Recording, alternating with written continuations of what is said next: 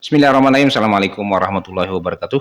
Alhamdulillahirabbil alamin wassalatu wassalamu ala asrofil anbiya'i wal mursalin sayyidina Muhammadin wa ala alihi washabbihi ajmain. Berjumpa lagi di channel Abdillah Akmal. Saya berharap rekan-rekan sekalian pada saat ini dalam keadaan sehat walafiat. Amin ya rabbal alamin. Kali ini saya akan memberikan informasi mengenai perbedaan ya besaran pembayaran tunjangan profesi guru, impasing guru bukan ASN. Ya, khusus kita ke guru bukan ASN ya di Kementerian Agama dengan Kementerian Dikbudristek ya pada tahun 2023. Ya, tentunya sesuai dengan petunjuk teknis pembayarannya. Masing-masing kementerian membuat petunjuk teknis untuk pembayaran tunjangan profesi. Yang di dalamnya disebutkan pembayaran tunjangan profesi guru non ASN.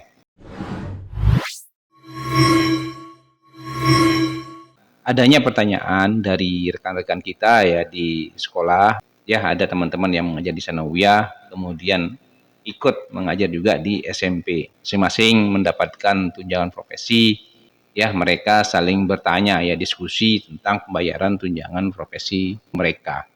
Di sana ada perbedaan yang mereka dapatkan sehingga mereka bertanya ya kepada saya, ya ntar dah saya pelajari dulu baru saya buatkan videonya. Nah, inilah video yang bisa kami sajikan ya kepada rekan-rekan ya terkait dengan pertanyaan mengenai perbedaan ya besaran pembayaran terhadap guru yang sudah bersertifikat pendidik baik di Kemenak maupun di Kementerian Dikbud. Yang pertama adalah petunjuk teknis pembayaran tunjangan profesi guru bukan PNS. Dari Kemendikbud, peraturan yang digunakan untuk melakukan pembayaran adalah Peraturan Sekretaris Jenderal Kementerian Pendidikan, Kebudayaan, Ristek dan Teknologi Nomor 16 Tahun 2023 ya tentang petunjuk teknis pengelolaan ya penyaluran tunjangan profesi dan tunjangan khusus bagi guru bukan aparatur sipil negara. Jadi aturan ini dikhususkan sebagai dasar pembayaran tunjangan profesi dan tunjangan khusus bagi guru bukan aparatur sipil negara yang bernaung di bawah Kementerian Pendidikan. Di sini disebutkan tunjangan profesi dan tunjangan khusus, tapi kita tidak akan membahas tunjangan khusus ya. Yang kita fokus membahas tunjangan profesi ya, karena aturannya di sini mengatur antara tunjangan khusus dan tunjangan profesi, ya maka inilah yang akan kita pakai sebagai dasar perbandingan dengan pembayaran tunjangan profesi yang ada di Kementerian Agama. Selanjutnya pada Kementerian Agama, peraturan yang digunakan sebagai dasar pembayaran tunjangan profesi guru adalah Putusan Direktur Jenderal Pendidikan Islam ya nomor 7475 tahun 2022 tentang petunjuk teknis pembayaran tunjangan profesi guru, kepala, dan pengawas madrasah tahun anggaran 2023.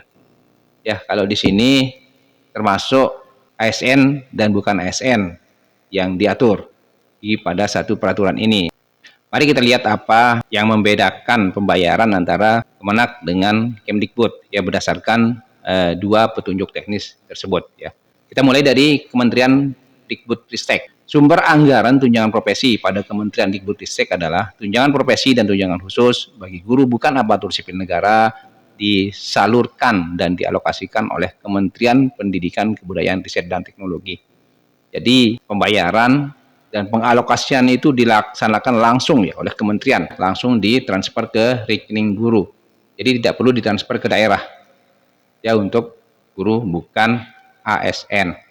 Selanjutnya besaran tunjangan profesi dan tunjangan khusus. Yang pertama adalah setara dengan gaji pokok PNS ya, setara dengan gaji pokok PNS sesuai dengan yang tertera pada surat keputusan impasing atau penyetaraan setiap bulan bagi yang sudah memiliki SK impasing atau penyetaraan. Nah, guru-guru yang sudah mendapatkan surat keputusan impasing atau penyetaraan, maka pembayaran tunjangan profesinya itu besarannya disamakan dengan pembayaran tunjangan PNS. Pada tahun 2023 ini masih berdasarkan peraturan pemerintah nomor 15 tahun 2019 yang mengatur gaji PNS. Ya, nanti kita lihat tabel penggajian deh di PP 15 tahun 2019. Dan saya tampilkan juga ada SK Infasing dari teman-teman baik di Kemenak maupun di Kemdikbud. Ada dua file yang saya dapatkan ya untuk membandingkan apa isi dari SK Infasing tersebut. Selanjutnya sebesar Rp1.500.000 setiap bulan bagi yang belum memiliki SK Infasing atau penyetaraan. Kalau yang ini sama dengan tunjangan profesi yang diberikan oleh Kementerian Agama, karena dasar pembayarannya adalah 1.500.000. Tapi karena teman-teman sudah mendapatkan infasing, maka akan disamakan dengan besaran pembayaran tunjangan profesi bagi aparatur sipil negara. Selanjutnya disebutkan pada aturan tersebut, dalam hal guru non-ASN memperoleh surat keputusan SK Infasing atau penyetaraan pangkat dan jabatan pada tahun berjalan, maka besaran tunjangan profesi dan atau tunjangan khusus sesuai dengan yang tertera pada surat keputusan Infasing atau penyetaraan dibayarkan pada bulan Januari tahun berikutnya. Jadi apabila Bapak dan Ibu guru mendapatkan SK Infasing pada tahun 2019 misalnya, maka pada tahun 2019 itu belum bisa dibayarkan tunjangan profesinya berdasarkan Infasing, tapi masih menggunakan dasar pembayaran 1.500.000. Sementara SK Infasing Bapak Ibu sudah terbit, maka pembayaran tunjangan profesi sesuai Infasing tersebut adalah tahun berikutnya, ya pada bulan Januari tahun 2020 apabila Infasing terbit pada tahun 2019. Itu yang dimaksudkan oleh item ini. Selanjutnya kita lihat adalah petunjuk teknis pembayaran tunjangan profesi guru bukan PNS yang ada di Kemenak dengan peraturan Direktur Jenderal Pendidikan Islam ya nomor 7475. Di sini disebutkan bahwa ya sumber anggaran tunjangan profesi yang ada di Kemenak. Sumber anggaran tunjangan profesi untuk guru-guru yang bukan ASN ya, adalah daftar isian pelaksanaan anggaran ya DIPA kantor wilayah Kementerian Agama provinsi yang diperuntukkan bagi guru dan kepala madrasah bukan ASN yang sudah dan belum Infasing ya yang bertugas di madrasah yang diselenggarakan oleh pemerintah dan oleh masyarakat. Jadi sumber dana pembayaran tunjangan profesi untuk guru-guru ASN ini dikelola oleh kantor wilayah yang berada di provinsi ya untuk Kementerian Agama. Selanjutnya besaran tunjangan profesi. Nah, di sini yang beda dengan Kementerian Dikbud. Pada item ini disebutkan bahwa guru dan kepala madrasah bukan ASN yang sudah disetarakan diberikan tunjangan sebesar 1 kali gaji pokok per bulan sesuai dengan SK Infasing tanpa memperhitungkan masa kerja yang bersangkutan dan disesuaikan dengan ketentuan yang berlaku. Jadi tetap dibayarkan berdasarkan SK Infasing, tapi tidak memperhitungkan masa kerja. Sementara untuk perhitungan besaran pembayaran gaji pokok yang digunakan adalah golongan dengan masa kerja ya pada PP 15 tahun 2019 sehingga ketemulah angka besaran pembayaran tunjangan profesi. Tapi pada petunjuk teknis ini tidak diperhitungkan masa kerjanya. Berarti golongannya saja yang dilihat. Kalau memang golongan 3A dengan masa kerja berapapun, tetap pada golongan 3A 0 tahun yang digunakan sebagai dasar pembayaran.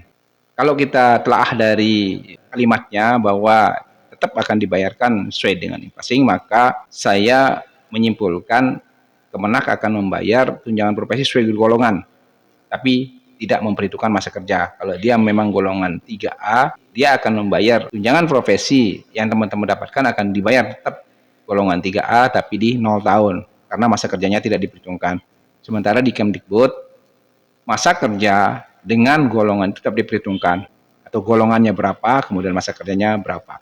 Sehingga ketemu angka. Nanti saya tunjukkan tabel ya, besaran gaji pokok di PP 15 tahun 2019. Yang selanjutnya adalah guru dan kepala madrasah yang belum disetarakan non-Infasing diberikan tunjangan profesi sebesar 1.500.000 per bulan dan disesuaikan dengan peraturan yang berlaku. Kalau untuk yang ini sama ya, 1.500.000 bagi guru-guru yang non-Infasing, yang belum Infasing. Ya karena memang dasar pembayarannya adalah 1.500.000. Karena teman-teman sudah disetarakan sehingga diberikan gaji yang beda dengan standar penggajian yang ini. Selanjutnya jadwal pembayaran. Pada Kementerian Agama ya, pembayaran tunjangan profesi dapat diberikan secara bertahap atau setiap bulan sesuai kondisi satuan kerja. Ya, jadi pembayarannya belum bisa dipastikan apakah dia setiap bulan atau satu triwulan. Ini akan diberikan secara bertahap ya sesuai dengan keadaan satuan kerja. Jadi keadaan keuangan satuan kerja itu sangat menentukan pada pembayaran tunjangan profesi di Kementerian Agama. Bisa dia dalam 1 bulan, bisa dia bertahap. Kemudian di Kemendikbudristek, di sini disebutkan bahwa Puslapdik yang membayarkan tunjangan profesi dan tunjangan khusus setiap triwulan. Ini jadwal pembayaran. Untuk pembayaran tunjangan profesi triwulan 1 yang mulai bulan April dan seterusnya ya. Ini tergantung dari penerbitan SK pembayaran tunjangan profesi guru. Apabila dia terbit pada bulan April, maka akan dibayarkan pada bulan April. Bisa saja penerbitan SK pembayaran tunjangan profesi untuk semester 1, yaitu triwulan 1 dan 2 itu kisarannya antara bulan April sampai bulan Juni. Karena penerbitan surat keputusan pembayaran tunjangan profesi adalah setiap semester. Jadi yang terbit pada semester 1 untuk pembayaran triwulan 1 dan triwulan 2. Setelah bulan Juli, teman-teman mulai mengupdate Dapodik yang baru. Sehingga sudah tidak ada penarikan data untuk pembayaran tunjangan profesi Januari-Juni setelah bulan Juni. Karena sudah mulai dengan mengupdate pembelajaran semester 2 pembayarannya mulai jadi Juli sampai dengan Desember. Nah, selanjutnya adalah pembayaran triwulan 3 untuk pembayaran Juli, Agustus, September itu pada bulan Oktober sampai dengan bulan Desember. Tergantung penerbitan surat keputusannya juga ini. Kalau memang surat keputusan tunjangan profesi terbit pada bulan Oktober, maka akan langsung dibayarkan untuk triwulan 3. Sementara untuk pembayaran triwulan 4 mulai dari bulan November. Ya, bulan November sudah bisa dibayarkan untuk triwulan 4 sampai Desember. Apabila ada teman-teman yang tidak bisa dibayar, maka akan dijadikan sebagai kekurangan bayar ya pada tahun berikutnya, dan itu akan diusulkan ke kementerian. Selanjutnya saya memperlihatkan SKIM passing ya, ini yang di sebelah kiri adalah SKIM passing dari Kementerian Dikbud dan di sebelah kanan adalah dari Kementerian Agama. Ini bisa dilihat ya, sama dia. Di sini ada golongan 3A, masa kerja 5 tahun 11 bulan. Ini di teman yang mempunyai SKIM passing di Kementerian Dikbud. Selanjutnya di Kementerian Agama sama juga. Di sini ada golongan, kemudian ada masa kerja 6 tahun. Sehingga itu yang dijadikan dasar pembayaran tunjangan profesi guru. Selanjutnya kita lihat, ini adalah dasar perhitungan penggajian ya untuk PNS pada PP 15 tahun 2019. Ini dia PP-nya. Selanjutnya kita lihat di golongan 3 ya. Ya, teman-teman bisa lihat ya di golongan 3 ini, golongan 3A. Tadi kita lihat di sana adalah masa kerjanya 5 tahun 11 bulan ya untuk di Kemdikbud. Maka ini di golongan 3A ada garis kelima ya, tapi karena garis kelima kosong ini berarti artinya dia masih menggunakan dasar penggajian pada baris keempat karena setiap 2 tahun terjadi perubahan gaji. Tapi sementara pada saat ini kenaikan gaji guru bukan ASN belum bisa dipertimbangkan ya, karena belum ada regulasi yang mengatur tentang itu. Jadi untuk teman yang infasingnya 5,11 itu masih menggunakan masa kerja 4 tahun ya. Di sana walaupun di sana tertera 5 tahun 11 bulan di angka Rp2.744.500. Sementara teman yang di Kemenak ya dengan impasing di golongan 3A dengan masa kerja 6 tahun, masa kerjanya tidak bisa diperhitungkan ya. Seharusnya di sini dia di angka 28.3900. Sementara karena tidak diperhitungkan, hanya golongan saja yang diperhitungkan golongan 3A-nya, maka dia berada di baris ke 0, yaitu Rp2.579.400. Nah, seperti itu kira-kira kalau kita mengacu ke PP 15 tahun 2019.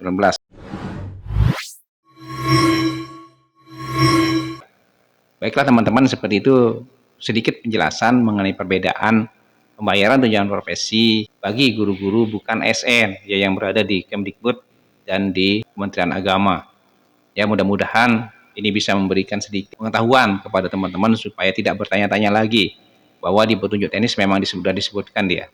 Kesimpulannya, pembayaran tunjangan profesi di Kemdikbud dan di Kemenak memang beda aturan pembayarannya, petunjuk teknisnya beda. Pada Kemdikbud disebutkan disetarakan dengan PNS. Jadi golongan dengan masa kerja itu diperhitungkan ya, sehingga itu sebagai dasar pembayaran. Dan itu bisa di cross check di PP 15 tahun 2019 untuk saat ini. Sementara di Kemenak tetap diperhitungkan impasinya, tapi tidak memperhitungkan masa kerja.